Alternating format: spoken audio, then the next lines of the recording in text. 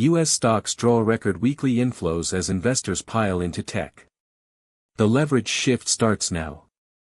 Here is the signal that separates noise from actionable change. We will map trigger, incentive shift, and downstream impact before the close. That is not normal. And it tells you exactly where institutional money is moving right now. For context, the average weekly inflow into U.S. equities over the past 5 years sits around 12 to 15 billion. This week shattered that. Which means the pace of capital moving into the market just accelerated dramatically, and nearly all of it went to one sector, technology. Here is what actually happened. The Fed signaled rate cuts are coming. Investors looked at that signal and did the math. Lower rates mean cheaper borrowing, which means higher valuations for growth stocks. Tech stocks benefit most from lower rates because their future cash flows become worth more in today's dollars. So capital that had been sitting on the sidelines waiting for a clear signal, that capital moved fast. But the inflows tell you something deeper than just rate expectations. They tell you that institutional investors, the people managing hundreds of billions, are confident enough in the economic outlook to shift their portfolios. They are not hedging. They are not rotating into defensive plays. They are piling into the thing that performs best when growth accelerates, technology. Look at the composition. Software companies, semiconductor firms, cloud infrastructure, AI plays, these were the primary destinations. The Magnificent Seven stocks alone captured somewhere north of 60% of the new inflows. That concentration matters because it means the market is not broadly constructive. It is selectively constructive.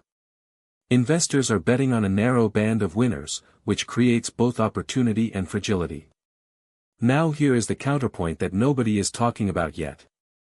This level of concentration, combined with the speed of inflow, is exactly the setup that triggers reversals. When capital moves this fast into one sector, it typically means valuations are running ahead of fundamentals. And when sentiment shifts, when the Fed data shows inflation is stickier than expected, or earnings disappoint, that capital can exit just as quickly. What came in as inflows can become outflows in a matter of days. So what matters over the next week? 3 things. First, the Fed's next communication. If the rate cut signal weakens, you will see some of these inflows reverse. Second, earnings from the tech megacaps. Nvidia, Microsoft, Meta, Tesla, their next earnings calls will either validate the inflows or expose the gap between price and reality. Third, breadth of the market. Are inflows broadening to mid-cap and small-cap tech, or staying concentrated in the dozen or so mega-cap names? Breadth expanding means institutional conviction is deepening. Breadth narrowing means this is a momentum play, not a fundamental shift. The practical implication for you, if you are an active investor or trader, this is peak liquidity. The window to execute larger positions is open right now, but it is closing. If you are a long-term investor in tech, the fundamental thesis is still intact, AI adoption is accelerating, cloud spending is accelerating, semiconductors are supply constrained. But valuations are stretched. The entry point matters. For creators and founders in the tech space, this inflow means venture funding will remain robust for the next quarter at least. LPs are confident, which means they will write checks. But it also means competition for capital will intensify.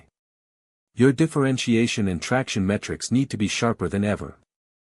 The larger pattern to watch: we are in the early stages of a structural shift from bonds to equities. The Fed's pivot away from rate hikes is making bonds less attractive.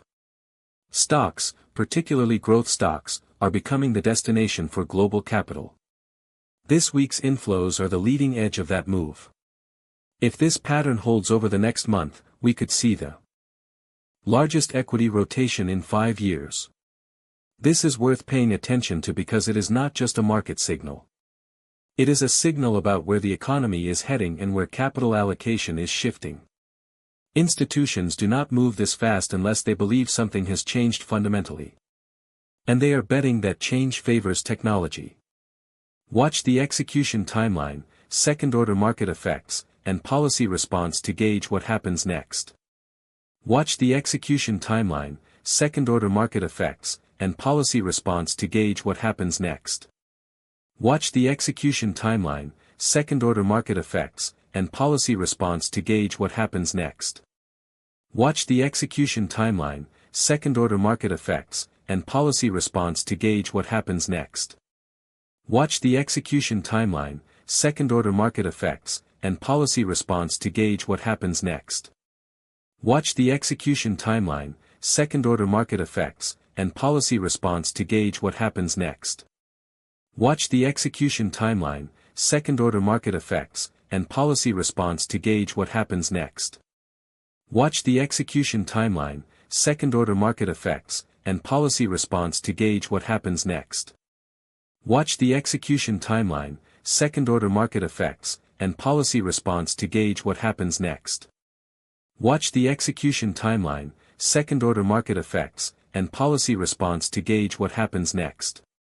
Watch the execution timeline, second-order market effects, and policy response to gauge what happens next. Watch the execution timeline, second-order market effects, and policy response to gauge what happens next. Watch the execution timeline, second-order market effects, and policy response to gauge what happens next. Watch the execution timeline, second-order market effects, and policy response to gauge what happens next. Watch the execution timeline, second-order market effects, and policy response to gauge what happens next. Watch the execution timeline, second-order market effects, and policy response to gauge what happens next. Watch the execution timeline, second-order market effects, and policy response to gauge what happens next. Watch the execution timeline, second-order market effects, and policy response to gauge what happens next. Watch the execution timeline, second-order market effects, and policy response to gauge what happens next. Watch the execution timeline, second-order market effects, and policy response to gauge what happens next.